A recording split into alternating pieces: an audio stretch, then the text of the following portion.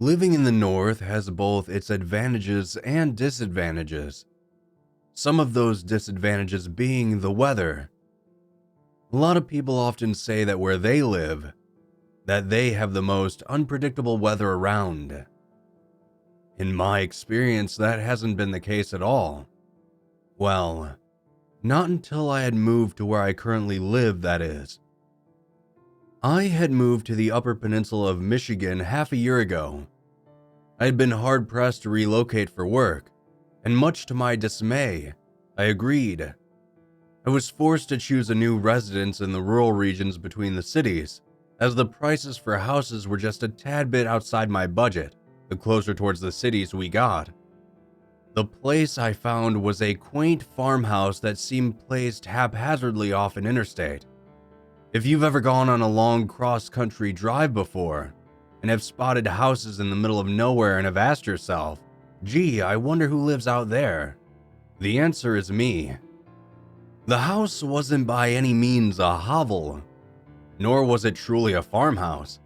It just happened to sit on a sizable portion of land. The interior and exterior were definitely dated, but I wasn't looking for a brand new model home. I spent the first month acquiring new furniture and decorating as best I could. That just mostly entailed me putting up various posters of movies and video games I liked. Before I knew it, the house started to feel like my own. After a few months, the weather took a turn. To say I was unprepared for this onslaught of snow would be a massive understatement. I went to bed one evening in early autumn, and when I woke up, I could hardly see outside my own bedroom window. I was greeted by frosted glass and a knee-high layer of white pillowy snow for as far as the eye could see. I could barely believe my eyes, wondering how all this snowfall had happened in a single night. I spent the better part of the morning shoveling out my driveway. The sting of the icy air in my lungs nearly dropped me to my knees as I cursed myself for moving up here. It took me nearly 45 minutes to dig out enough snow to maneuver my car out safely. I arrived at work that day nearly 2 hours late.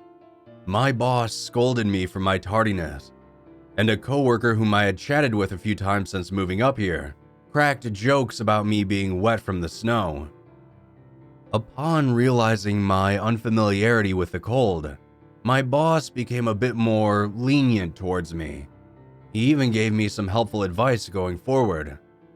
I finished work and headed home, having to navigate the dark streets with flurries of white battering my windshield. Somehow, I managed to make it home safely and sprinted inside my house. I made myself some hot food and went to bed rather early that night. Here's the kicker though. The next morning when I woke up, nearly all of the snow had melted. There were just a few small pockets of white, dotting the landscape of dead grass. I was stunned by this, as the thought of that towering mountain of snow I had to shovel through could be gone so swiftly. But lo and behold, when I stepped foot outside to head to work, the morning sun was as warm and invigorating as if it were the first day of spring.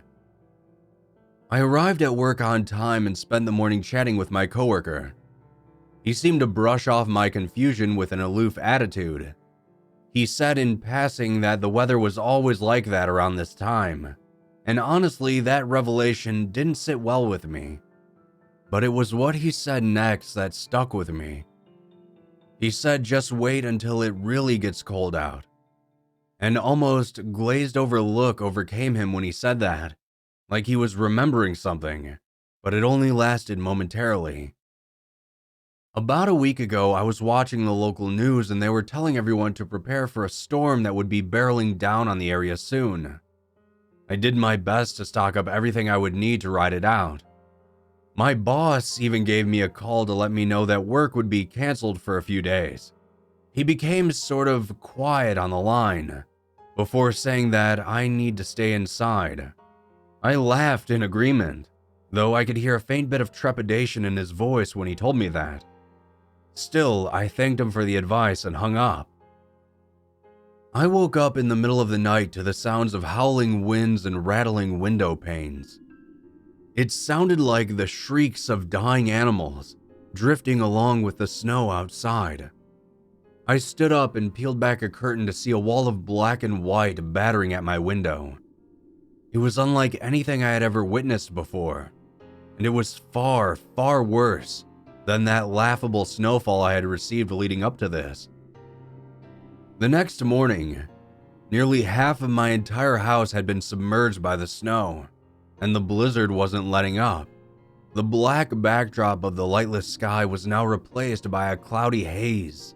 I could hardly see a few inches in front of my window. Thankfully, I had everything I needed to wait out this storm.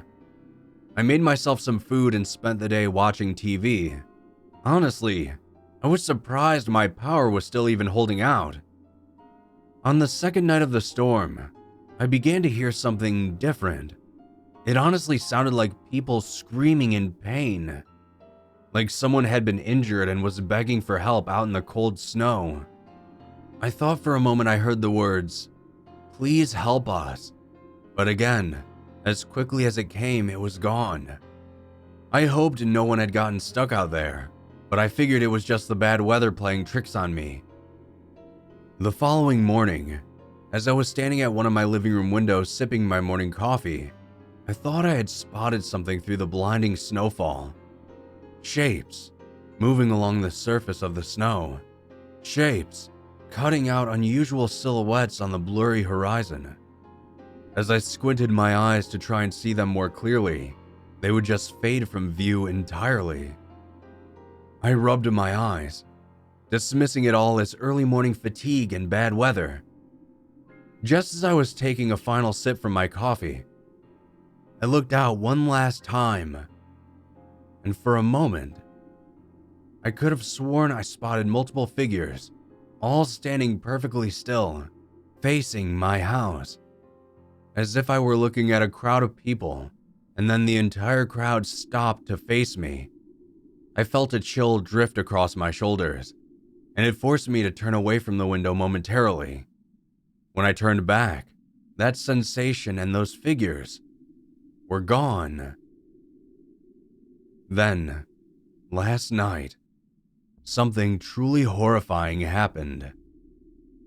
I had just finished brushing my teeth and was about to bed down for the night when a sound shunted its way through my small house. It was far louder than the howling wind outside, and I found myself standing rigid next to my bed.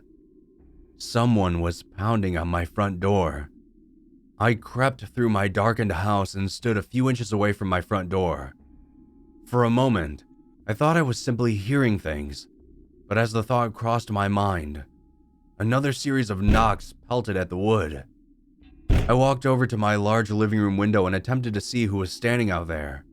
However, between the flurry of snow and the pitch black sky, it was near impossible. I moved back over to my door and called out, asking who was out there. A voice returned, just barely cutting through the wind. It said, "We are," in a low groan. A slight glimpse of movement directed my attention back to the living room window, and that's when I saw them. There were 4 of them all lined up outside my window, staring inside. Their skin was paler than the snow around them, with blue veins running along their cheeks and arms. They weren't wearing any clothing from what I could tell, just smooth white bodies, standing in the snowbank that had formed outside. Their eyes gave off a dull blue glow, which contrasted against the dark backdrop behind them. Despite standing outside, they gave off no indication of being bothered by the weather. They just remained motionless, staring at me. I took a few steps back when suddenly a loud crash followed by a freezing gust of wind hit my face. My front door had been blown open. Snow billowed inside, and when I glanced over at the window, those 4 figures were gone. I stepped towards the door in an effort to close it, but before my foot hit the snow, something in my body screamed for me not to get any closer. I looked out into the torrent of wind and ice.